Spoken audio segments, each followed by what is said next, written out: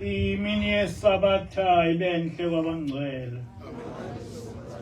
Sizovula ngehlelo 212.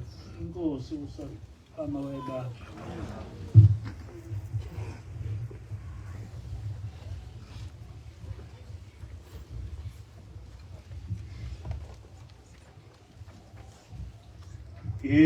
Isabatha nguzilili.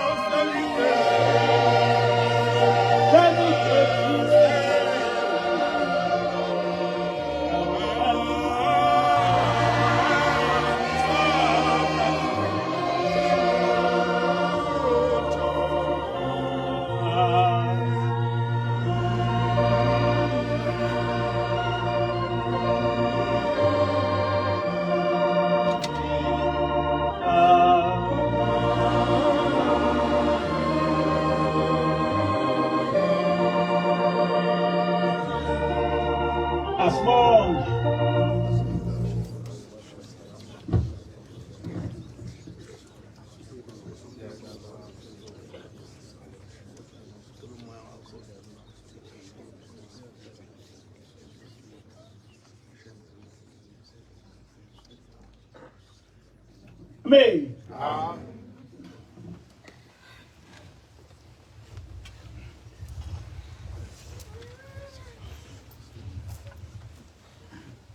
Isihloko sanamhla sithi impikiswano ngokugcina isabatha iwubumbulu. Impikiswano ngokugcina isabatha iwubumbulu. Kulesi sikhathi ngezizathu engingazazi kahle sithola ukuthi sekunempikiswano enkulu ngokugcina kwesabatha. Le mpikiswano iba phakathi kwamabandla ahlukene amaKristu nebandla i-Seventh Day Adventist noma i-SDA.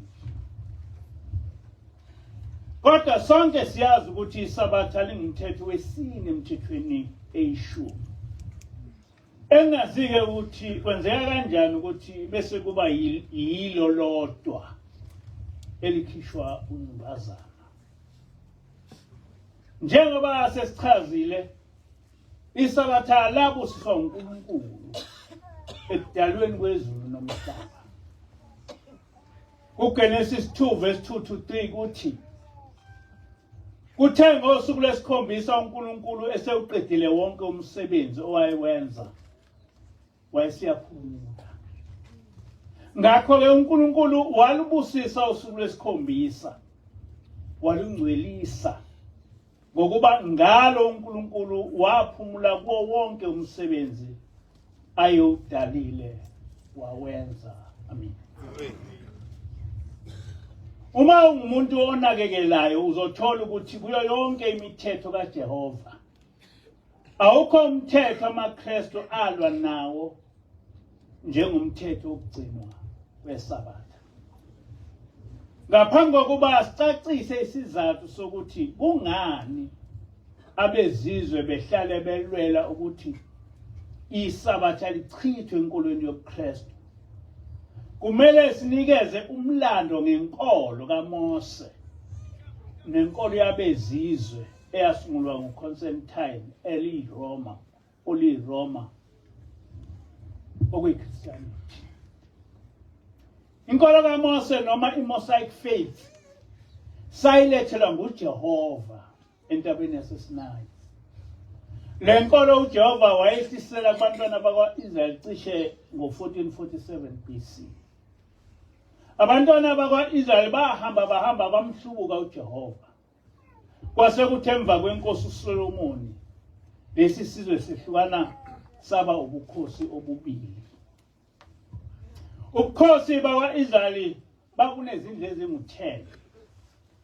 Kwathi ubukhosi bakwaJuda baba nezindlu ezimbili.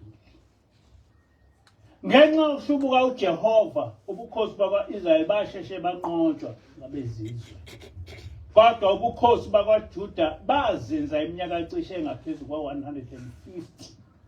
Ubukhosi bakwa-Israyeli sebaphela. Cishe ngo-6 kuya ku-4 BC ebukhosini bakwaJuda kwazalwa umprofeti ogama lakhe nguYahusha. Abazali bakhe unguJosefa noMaria. uYahusha wayengaphansi kwenkolo kaMose futhi kunguye ogcizelela umthetho kaMose njengoba utholakala kwiThora. Lokhu sikufakazelwa incwadi kaMathewu 5 verse 17 to 19 noMathewu 7 verse 21 to 23. Nezinye izincwadi lapha uYahusha egcizelela khona ukubaluleka kokugcina umthetho kaMose. NjengomJuda kwakulivangeli likaYahusha ukuthi inkolo kaMose ingashunyayelwa kwabezizwe. Lokho kucace kahle kuMathewu 10 verse 5 to 6. Lapho uYahusha wathi uma ethuma abafundi bakhe ngoshumayela, wathi bangashumayeli kwabezizwe, kodwa bashumayele kuphela ezimvini ezilahlekile zendlu kaIsrayeli. Abalandeli bakaYahusha babebizwa ngamaNazarini noma amaNazaretha njengoba kubhaliwe kwiZenzo 24 verse 5. IGoogle ichaza kahle lokhu lapho ithi the Nazarenes were a first century Jewish Christian sect that followed Jesus, observing Torah while recognizing Jesus as the Messiah. Okubalekile ngamaNazarini nesafihlelwa khona safihlelwa khona ukukwazi ukuthi okokuqala yiwona ayilihlelo elalingabalandeli bakaYahusha. Okwesibili ukuthi ibona ababebizwa ngokuthi bangabagcini bomthetho kaJehova oqukethwe kwiThora. Kwisimanga-ke namuhla uma amaKristu okuthiwa bangabalandeli bakaJesu sekuyibo abalwela ukuchithwa kwemithetho kaJehova, ikakhulukazi iSabatha. Lesi senzo sibonisa ukuthi ubuKristu akuyiyo lenkolo okukhulunywa ngayo kwiNew Testament. Abalandeli bakaYahusha babebiza uYahusha ngomesaya, kodwa izitha zabalandeli bakaYahusha okwakungamaJuda akwamanye amahlelo zabagcona abalandeli bakaYahusha, zathi bangamamessianic. Leli gama zilisusela kuJesu owayebizwa ngomesaya.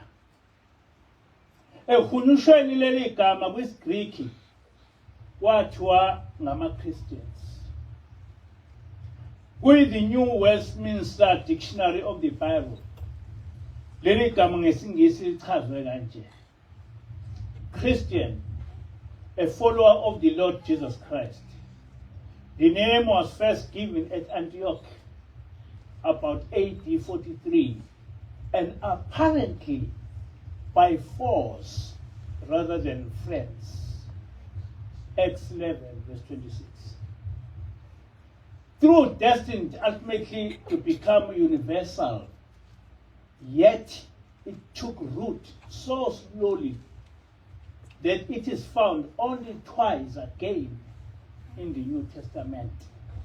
Acts 26 verse 28, 1 Peter 4 verse 16. Amen. Le dictionary iyachaza ukuthi leli gama abalandeli bakaYahusha balinikwa izitha zabo. Kodwa lavela uYahusha engasekho emhlabeni. Njengegama elalivele nezitha zamaNazarenes.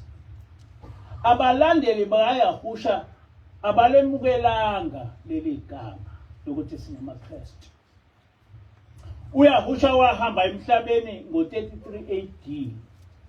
Abafundi bakhe abasebebizwa ngabapostoli baphuma eJerusalem ngo-55 AD ukoshumayela ivangeli lakhe kwabezizwe. Ufakazi bokuthi abapostoli babe senkolweni kaMose buvela kahle kwiZenzo 28 verse 23 lapho khona kuthi sekumisele usuku baya kuPawuli endlini ngobuningi wabacacisela efakaza ngombuso kaNkulunkulu ebanxenxa ngoJesu ethathela emthethweni kaMose nakubaprofeti. Amen. Ivangeli likaJesu lalingo umbuso kaNkulunkulu. Kusukela ku-66 AD kwaba nezimpi phakathi kwesizwe samaJuda nesamaRoma. Kodwa ngo-70 AD amaJuda agcinwa ngomnqondo.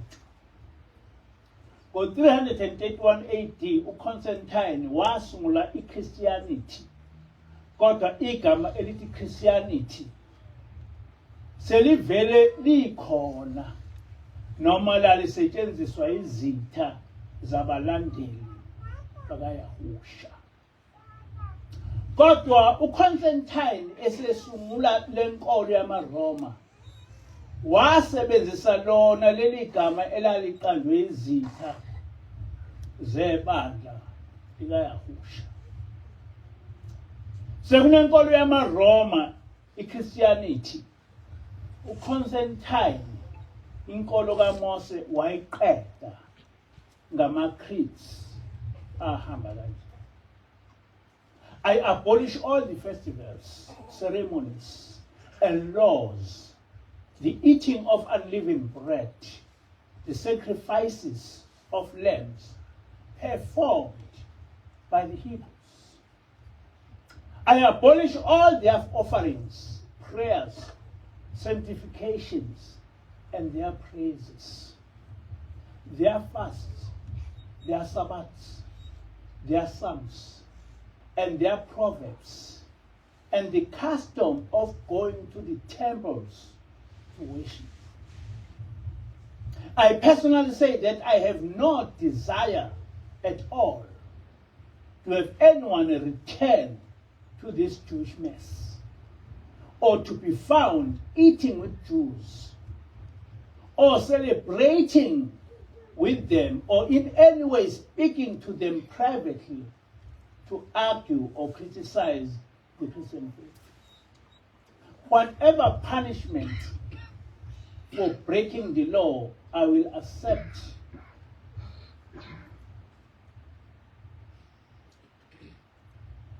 as my due. And may I also be rejected in the future world of the spirit, and may my spirit be abandoned to Satan and his kingdom. Amen. Uzwa kuyithoni yale creed ukuthi ubuKristu buyinkolo eyisitha esikhulu kangakanani senkolo kaMose, okuyinkolo kaJehova, njengoba namanje kunjalo. AmaKristu ayengavunyelwe ngisho ukufunda iTestament elidala ngoba liqukethe izimfundiso zenkolo eyisitha sobuKristu okuyinkolo kaMose. Lokho kucace kahle embhalweni kaJerome owayeyikhadinali ebandleni lamaRoma mhla ekulweni namaNazaretha ethi, we should take a closer look at these apostates who call themselves Nazarenes. Looking at them, you can see that they are Jews and nothing else. They do not use only the New Testament, but also the Old Testament of the Jews. The Nazarenes do not reject the laws of the Jews, the prophets, and their writings. This means that Christians are expected to reject the laws of the Jews, like the keeping of the Sabbath, their prophets, and their writings. They say all these things that the Jewish churches teach. The only difference between them and the Jews being that they believe in the Messiah, Jesus Christ. They also teach that there is one God, but Jesus is his son. According to this writing, Christians believe in many gods. They follow all the laws of the Jews, including circumcision, the Sabbath, and other Jewish feasts. Amen. NgokwalamaCreeds, ukuchitha kweSabatha akuhlangene nezimfundiso zikaJesu, naye owayeliJuda. Kodwa lachithwa enkolweni yobuKristu ngoba kuchithwa wonke imikhosi yamaJuda okukhonza uJehova. Inkolo yobuKristu yayilwa nenkolo kaMose, kodwa ekuchitheni lenkolo uConstantine wayibiza ngenkolo yamaHebheru ngenhloso yokufihla ukuthi le inkolo kaJehova. Enkolweni yobuKristu lachithwa igama likaJehova, kwase kuba inkosi noma ubaba. Lachithwa igama likaYahusha, kwathiwa nguJesu. Lachithwa igama lamaNazarenes, kwathiwa ngamaChristians. Lachithwa igama leSabatha noma ikhonza ngeSabatha, kwakhonzwa ngesonto. Lachithwa ngegama likaNkulunkulu oyedwa onguJehova, bavela noNkulunkulu kuthiwa umthathu enye. uJerome ucacisile lokhu encwadini yakhe ngenkathi esola amaNazaretha ethi, they also teach that there is one God, but Jesus is his son. Amen. uConstantine ukubhale phansi kumaCreeds ukuthi enkolweni yobuKristu abakhonzi uJehova kodwa bakhonza uBhali. Kule creed uConstantine lokhu kubeke kanje: therefore the day of the week is for worshiping Jesus the Lord, as it was previously known as the day of the king Baal. If Baal is worshipped on this day because he is the king, then Jesus is also worshipped on this day because he is also the king, the Lord. Amen. Asiqonde ukuthi kungani amaKristu echitha umthetho kaJehova. kodwa ebe ethi angabalandeli bakaYahusha owayehlale egcizelela ukugcinwa komthetho kaMose. Bheka uMathewu 5 verse 17 to 19. Matthew 7 verse 21 to 23. Impendulo yalokho noma kulukhuni kwamanye amaKristu ukuyamukela, kodwa ile elandelayo, ayikho futhi enye. Ekhasini 62 lencwadi kaDr. Kotze ethi Come Out of Her My People, lo mbhalo ucacisile lokhu lapho ethi the Gentiles wanted a savior, but not a Jewish one. They looted the Jews. They even looted the Elohim of the Old Testament. Thus, a Hellenized savior was preferred. Uthi uDr. Kotze,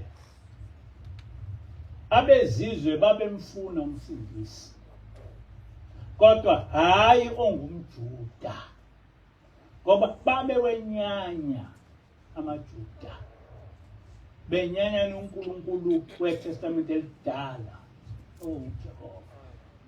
Ngakho-ke bancamela ukuzakhela umsindisi wabo obasamGrikhi.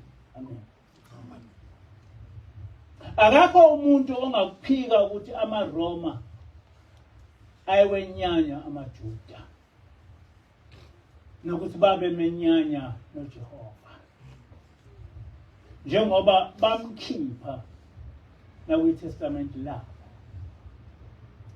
Umbuzo uthi njengoba uYahusha wayeliJuda esenkolweni kaMose negama elithi Jesus lahunyushelwa esiGrikini, uYahusha engasekho emhlabeni, pho uYahusha waya nini kanjani enkolweni yamaRoma, isizwe esasiyizitha ezinkulu kangaka?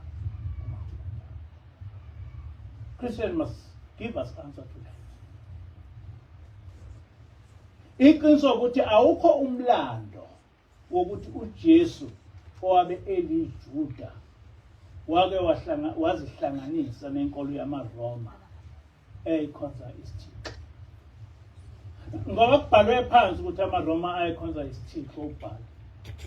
And awukho umlando ukuthi uJesu wakwasuka enkolweni kaMose wayesoba senkolweni yamaRoma. Awukho. Njengoba echaza uDr. Kotze, amaKristu azakhela uJesu wawo, asentshontsha ama-characteristics kaYahusha, esithi ngawalo Jesu abamakhile. Yikho ungeke uze ukuthole eBhayibhelini nasezincwadini zomlando ukuthi uYahusha wake wasuka enkolweni kaMose waba senkolweni kaConstantine ngoKristu.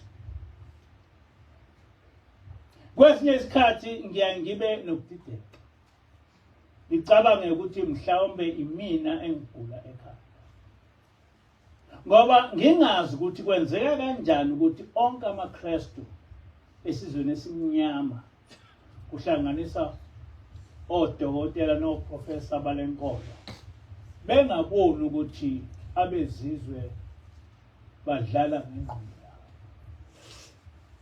AmaKristu esizweni esimnyama awubuza nini umbuzo wokuthi njengoba uJesu wayesesizweni samaJuda esizitha ezinkulu zamaRoma, wasuka nini kanjani esizweni samaJuda wabe eseba senkolweni yamaRoma? Because that is the key. Ungayikhuluma yonke into, but they must explain that. UbuKristu okuyinkolo yamaRoma bahlangana kanjani noJesu owayesenkolweni yamaHebheru nengaphansi kaMose? Because that's a historical fact. uJesu wayesenkolweni kaMose engumJuda, njengoba ubuKristu kusenkolweni kalokhu yamaRoma. uJesu wasuka nini kanjani enkolweni yamaRoma yamalukhuza yamaJuda wayeseyoba senkolweni yamaRoma. How? Okushaqisayo ukuthi uConstantine ukubhale phansi ukuthi onke amaKristu kumele agcine amasiko nemikhubo yamaRoma. Namanje namaKristu esizweni esimnyama alandela leyo creed kaConstantine. Mhlawumbe ngaphandle kwama-SDA. Le creed ihamba kanje. I accept all the customs, ceremonies, laws, Roman festivals, offerings, prayers, purifications, consecrations by the Roman high priest. I also accept the celebration of the Sabbath of the sun god, Sunday. Therefore, the day of the week is for worshiping Jesus the Lord, as it was previously known as the day of the king Baal. If Baal is worshipped on this day because he is the king, then Jesus is also worshipped on this day because he is also the Lord. Kubhalwe phansi umsunguli walenkolo. Umuntu omnyama uyilandela kanjani into enje? How? Umuntu nje osile ekhanda omnyama uyilandela kanjani into enje?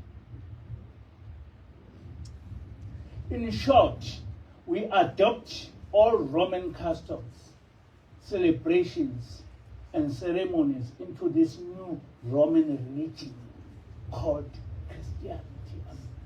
Kusho umsunguli wayo ukuthi fanele silandele amasiko enkolo yamaRoma ubuKristu. Kusho umsunguli wayo. But black people don't see that. Le creed ucacisile ukuthi uJesu wenkolo yamaKristu udunyiswa njengesithixo uBaal, hayi njengendodana kaNkulunkulu uJehova. Kwi-Council of Laodicea eyayingo-360 AD nansi i-creed eyaphasiswa enkolweni yobuKristu. Christians must not Judaise by resting on the Sabbath, but must work on that day, rather honoring the Lord's day, rest as Christians. But if any shall be found to be Judaizers, let them be anathema from Christ.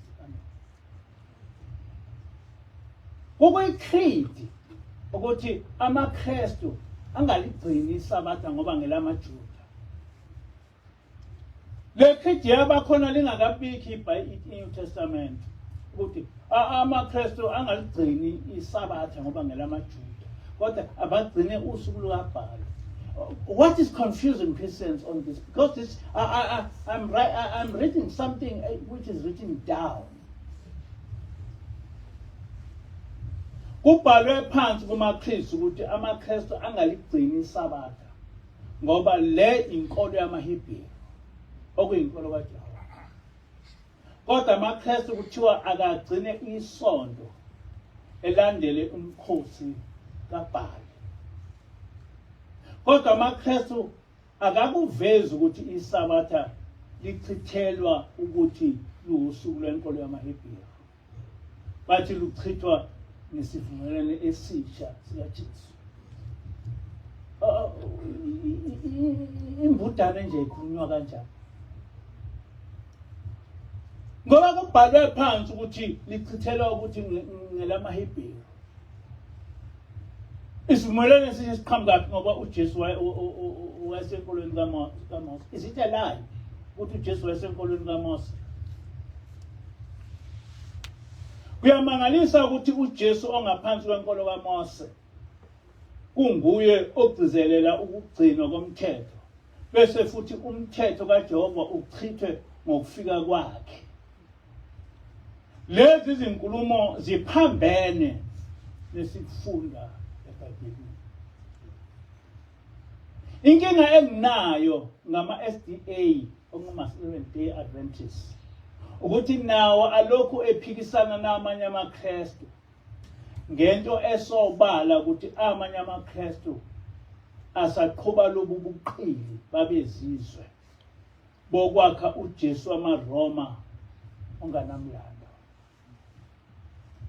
Njengoba esho uDr. Kotse, amaKristu afihla ukuthi wona akakho ngaphansi kwalo Jesu wayeliJuda, kodwa balandela the Hellenized Jesus owavela noConstantine. That is a fact. They are not following the Yahusha law oeliJuda. They created their own Jesus, but they don't want to say that. But it is very clear, because this Jesus that you are talking about, they cannot say why they can't say it. They are making us fools. Are we blacks so naive not to see that we are being hoodwinked by the whites to follow blindly this man-made faith? If we are not hoodwinked, akevele phela umKristu ozosichazela ukuthi njengoba uYahusha wayeliJuda esenkulweni kaMose, wasuka nini kanjani enkulweni kaJehova wayeseba ngaphansi kwenkolo yamaRoma ekhonza isithixo. Because akufihliwe lokho phansi kuma-creeds ukuthi uKristu ukhonza uBhali, ukuthi uKristu inkolo yamaRoma, akufihliwe lokho. But thina njengabantu abaphilile nabafundiye nabakodokotela nabaprophets, how do we follow such thing? How? AmaKristu athi igama Jesus ihunyushwe egameni Yahusha. Noma ngabe kunjalo, pho uphi umlando ositshela ukuthi uYahusha owayesenkolweni kaMose wayilahla lenkolo wabe eseba senkolweni kaConstantine? Because kubhalwe phansi ukuthi ubuKristu inkolo kaConstantine, kubhalwe phansi ukuthi ubuKristu inkolo yamaRoma, kubhalwe phansi ukuthi ubuKristu basungulwa nguConstantine. Uma ekhona othi ukhona umlando onjalo, akasivezele wona phela. Kusho yena uConstantine ukuthi ubuKristu inkolo yesizwe samaRoma. We creed uthi, in short, we adopt all of the Roman customs, celebrations, and ceremonies into this new Roman religion called Christianity. Amen. AmaKristu njengoba engaphansi kwenkolo yamaRoma, kwenzeka kanjani ukuthi achithe isabatha elingaphansi kwenkolo kaMose nelagcina ngoJesu wayeliJuda? How? Because ubuKristu ngaphansi kwenkolo kaMose kaConstantine. Manje kwenzeka kanjani ukuthi bese bezoqamba amanga bethi uchithwa kwesabatha has got something to do with Jesus owayesenkolweni kaMose, and yonke lento yaqhamuka engasekho nasemhlabeni? Yikho bayichitha lenkolo base beyibiza ngeTestament elidala. Umlando ucacile ukuthi isizwe samaHebheru okuyithi inkolo yaso yachithwa isizwe samaRoma okuyisizwe esimhlophe. Manje kwenzeka kanjani ukuthi kuyisizwe esimhlophe esiqede inkolo yethu bese kuba yithi futhi esijoyina inkolo eyakhelwa ukubhubhisa inkolo yethu? Inkolo yethu yalethwa kithi nguJehova ngabaprofeti, kodwa manje selekelela abamhlophe ukuyichitha lenkolo yethu. Sekuyithe siqhuba inkolo engakufihlile ukuthi iyinkolo uNkulunkulu wayo okuyisithixo uBhali. Nokuthi lesi isizwe esizitha zenkolo yethu. Umuntu onjani olahla inkolo kaJehova nokuyinkolo yakhe bese eyokwamukela inkolo yabezizwe ekhonza isithixo? Kanjani? Noma iSDA ingashumayela kanjani, kodwa okumele ikwazi ukuthi ayisoze yaphendula amahlubuka, ngoba wona ayazi ukuthi kumele aqede ngebandla likaJehova. AmaKristu akayithandi inkolo kaJehova njengoba naye bemenyanya. Yikho ehlale elwa nama-SDA ebabiza ngamahlubuka. Bafuna ukubasusa uNkulunkulu wethu nakuyahusha babakhonzise izithixo zabo. Asikho isidingo sokucaphuna eBhayibhelini ukusekela ukugcina kweSabatha, ngoba umsunguli wobuKristu uConstantine nguyena owachitha iSabatha lingakabi khona ngisho iNew Testament. Futhi kumele sazi ukuthi uyahusha akaze abe khona enkolweni yamaKristu. Wayesenkolweni kaMose. AmaNazaretha aligcina iSabatha ngisho uyahusha engasekho. That's a historical fact. Imuphi-ke lo mprofeti owavela emva kwaYahusha wabe esechitha iSabatha? Ngabe isizwe simnyama sehluleka ukubona ngisho into ebhalwe phansi ukuthi ubuKristu inkolo yesizwe samaRoma? AmaKristu afuna ukuzwa ngobani ukuthi ubuKristu inkolo eyisitha sikaJehova, futhi inkolo ekhonza uBhali noNkulunkulu omthathwe munye, okuphambene nenkolo kaJehova. Ngaba amaKristu amnyama akaboni ukuthi ngokugqugquzela ukuchithwa kweSabatha ngomshosha phansi abezizwe basisusa kuJehova uNkulunkulu wethu? Njengoba uJesu wayeliJuda elingaphansi kwenkolo kaMose, nowafa ubuKristu bungakabikho, lo Jesu enithi wachitha imithetho kaJehova wavelaphi? Nini? Kanjani? Mhla ingelosi ithi angakhe ibandla ezodumisa uJehova, yathi singamanazaretha kaNkulunkulu, ngoba singazihlanganisi namakholwa asontana ezangoma nahlabela amadlozi. Ikhona yini inkinga uma siba namaKristu kaNkulunkulu agcina umthetho kaJehova njengokusho kaYahusha?